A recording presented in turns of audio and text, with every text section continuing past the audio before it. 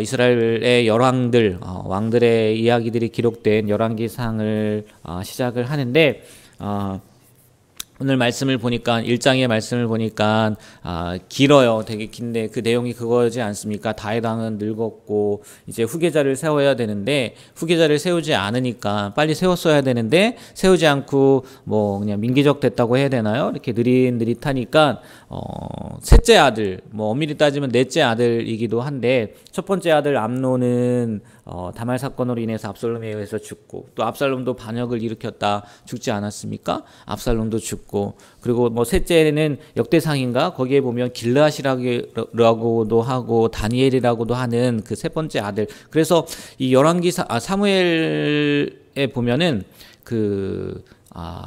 아니 그건 나중에 말씀드리는데 이게 다윗이 그러니까 이 세 번째 아들이 없으니까 일찍 죽었나 봐요. 이게 표현하지 않으니까. 그래서 그 다음에 왕자가 아도니아였단 말이에요. 그러니까 우리가 상식적으로 보면 장자가 아버지의 왕위를 이으지 않습니까? 근데 오늘 말씀에도 언젠지는 모르겠지만 솔로몬을 왕으로 세운다고 나단과 또 많은 부하들 앞에서 약속을 했었던 거고 또 그러한 일이 일어나지 않으니까 아도니아가 스스로 왕이 되려고 했다가 다윗이 이제 나단 선지자의 그 묘책이라고 해야 되나요? 밧세바와 함께 가서 그것들을 이야기를 하고 솔로몬이 왕으로 세워지게 되고 그러니까 뜨거워한 거죠. 아도니아는 제단불을 잡았다는 거는 제단에까지 가서 우리가 사람을 죽일 수는 없거든요. 원래 법에서는 거기서는 죽이지 않아요. 그래서 끌어내서 죽이게 되어 있는데 그걸 잡고 있으면 또 용서의 의미도 있으니까 용서해 달라 해서 어찌 됐건 오늘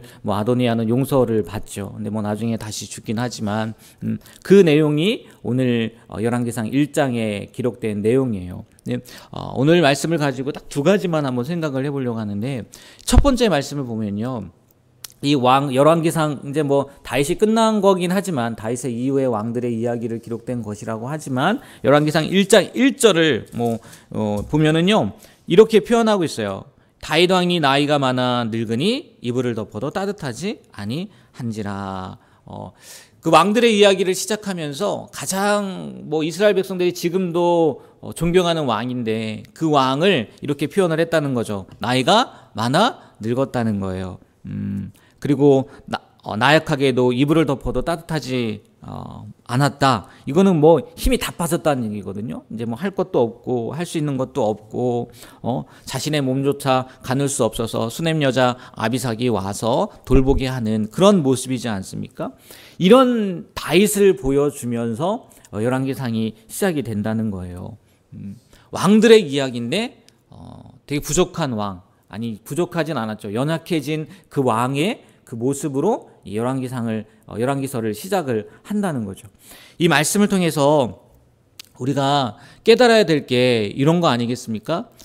아무리 위대한 왕도 때가 되면 다 연약해지는 거구나. 이 참 아이러니하게도요. 사무엘상을 보면 다윗이 등장하지 않습니까? 다윗이 등장할 때 그 모습을 보면 뭐 빼어난 모습이라고 이야기하기도 하고 얼굴이 붉고 뭐 용모가 그 형처럼 뭐 출중하진 않아도 이렇게 좀 괜찮은 모습들로 이렇게 표현을 하고 또 솔로몬과의 그 골리앗과의 싸움에서도 정말 당당한 모습을 보여주고 그런데 오늘은 너무나 연약한 모습으로 시작을 하고 있다는 얘기예요. 이게 우리가 정말 왕들의 이야기지만 이 말씀을 통해서 생각해 봐야 될 게 뭐냐면은 아무리 위대한 왕도 때가 되면 죽는 거예요. 가는 거예요. 연약해진 모습으로 바뀌게 된다는 거죠. 그러면 우리가 진짜 기대해야 할 왕, 우리가 정말 왕으로 삼아야 될 그분이 누구라는 거겠어요? 하나님이라는 거 아니겠습니까? 너희들이 그렇게 위대하게 여겼던 왕도 이렇게 말년에 연약한 모습으로 바뀌게 되고 또 그 왕을 후계자를 세우지 못해서 이렇게 어려운 일들을 겪고 있지 않냐. 진짜 왕은 이렇게 연약한 왕이 아니라 누구요? 하나님이다. 하나님을 바라봐야 된다라는 것을 다시 한번 우리에게 보여주고자 하는 그런 의도가 있지는 않았을까. 물론 열왕기서를 기록한 그 기자의 마음은 모르겠지만 이 말씀을 보면서 그런 생각이 들더라고요. 왜 굳이 연약한 모습을 기록을 해놨을까? 왜 참 안 좋은 모습을 기록을 해놨을까? 시작하는 거잖아요, 열왕기상을. 우리가 이 말씀을 통해서 우리가 다시 한번 의지할 사람은 왕이 아니라 하나님이구나. 어차피 정말 때가 되면 다 가야 될 그런 사람을 의지하는 것이 아니라 전능하신 또 영원하신 하나님을 의지해야 되는 거구나. 우리의 왕은, 유일한 왕은 하나님밖에 안 계신 거구나 라는 것을 이 말씀을 통해서 다시 한번 생각해보고 하나님을 바라볼 수 있었으면 좋겠어요. 더 나아가서는 다윗의 모습처럼 우리도 언젠가 연약해진다는 거죠. 그렇지 않습니까? 우리도 언젠가 때가 되면 하나님이 부르시면 가야 된다는 거예요. 모세도 그렇게 시편에서 그런 고백, 시편 90편이죠. 그런 고백을 하지 않습니까? 우리의 연수가 70이요 강건하면 80이라도 그 연수의 자랑은 수고와 슬픔뿐이요 신속히 간다. 날아간다는 거예요. 그리고 그 뒤에 장례 때 많이 제가 이 말씀을 전하지만 그 뒤에 나오는 얘기가 뭐냐면 우리에게 우리 날 계수함을 알게 하사 지혜로운 마음을 얻게 하소서라고 고백하고 있잖아요.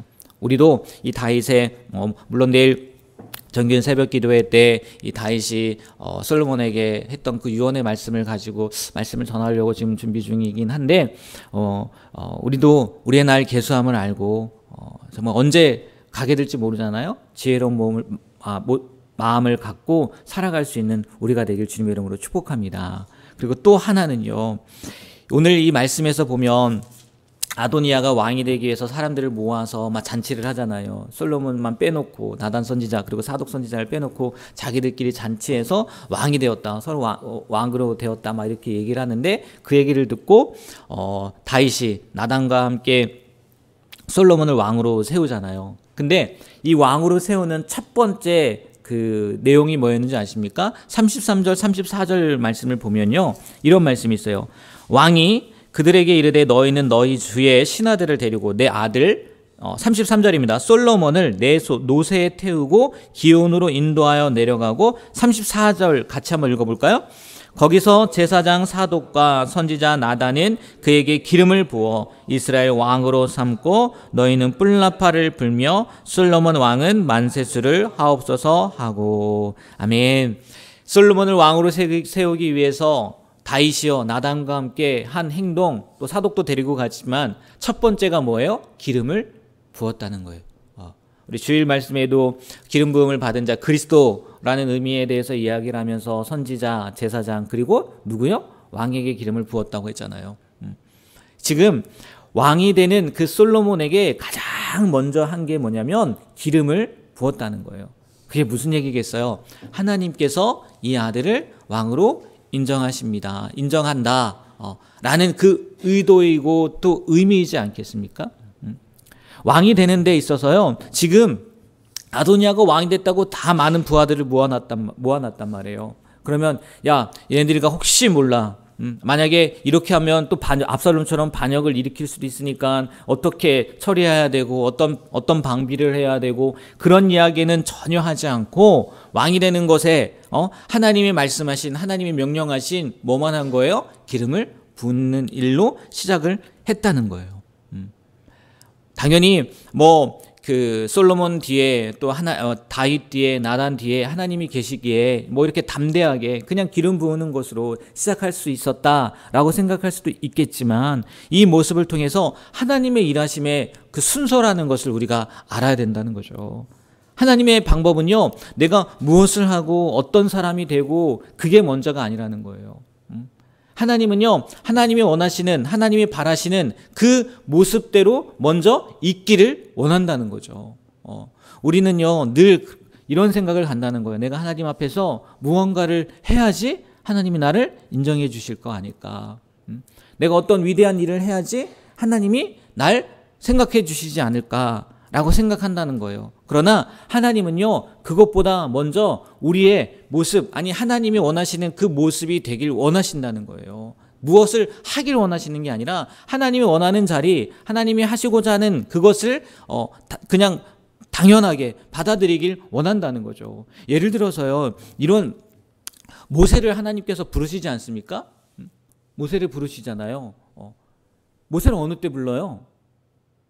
네, 아무것도 할 수 없는 그런 능력 없는 그런 모습일 때 부르잖아요. 그럼에도 불구하고요, 또 하나님이 불러서 모세에게 가장 먼저 한 명령이 뭔지 아십니까? 내 발에서 신을 벗으라는 거예요. 내가 지금까지 무엇을 했고 뭘 하고가 중요한 게 아니라는 거예요. 지금 내 앞에서 신을 벗는 모습, 내 앞에 순종하는 모습, 내 뜻대로 살아가려는 모습, 그 모습이 중요하다는 거죠. 우리도 마찬가지라는 거죠. 하나님이요, 솔로몬을 왕으로 세우기 위해서 야, 군사를 모아라, 아니면 쟤들과 대적하기 위해서 어떤 방법을 해라 하지 않아요.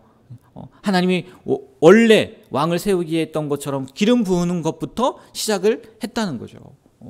우리도 이 말씀을 통해서 정말 하나님이 나에게 무엇을 요구하는 거지, 내가 어떤 걸 하길 원하는 것이 아니라, 내가 무엇을 드리길 원하는 것이 아니라, 하나님이 내가 지금 어떤 모습으로 서 있길 원하는지를 생각해 보며 살아갈 수 있었으면 좋겠어요.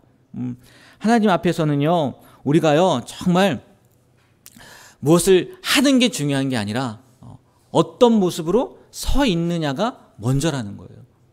그래서 하나님이 기뻐하는 모습으로 서 있게 됨으로 말미암아 그 뒤는 하나님께서 다 알아서 왕이 되게 해 주시잖아요. 온 백성이 따라오게 하고, 또 그 소리를 듣고 요압도 두려워하고 아도니아도 두려워하고, 심지어 아도니아는 죽을까봐 제단불을 잡는 그런 모습까지도 보여지게 되잖아요.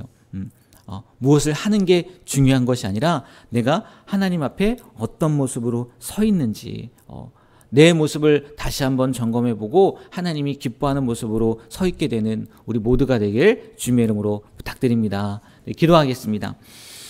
하나님, 오늘부터 열왕기상의 말씀을 시작합니다. 특별히 오늘 말씀을 통해 다윗 왕이 솔로몬을 왕으로 세우는 것, 그리고 또 열왕기상을 시작하면서 다윗의 연약한 모습을 기록함으로 말미암아 우리가 사람이 아니라 하나님을 우리의 왕으로 다시 한번 생각하고 하나님만을 의지해야 된다는 것, 말씀을 통해서 깨닫게 됩니다. 이제 앞으로 계속해서 열왕기의 말씀을 통해서 왕들의 이야기를 보게 될 터인데, 그들 가운데에서 정말 우리가 버려야 될 것은 버리고, 또 우리가 가져야 될 것은 갖게 됨으로 말미암아 이들보다 하나님께서 더 기뻐하시고 또 하나님께서 더 원하시는 그런 귀한 삶을 살아가는 우리가 될 수 있도록 붙잡아 주시옵소서. 오늘도 주님께 주신 귀한 하루를 살아갑니다. 믿음으로 승리하게 하여 주시고, 또 하나님의 말씀을 기억함으로 또 하나님이 기뻐하시는 자리에 늘 서 있게 되는 우리가 되게 하여 주시옵소서.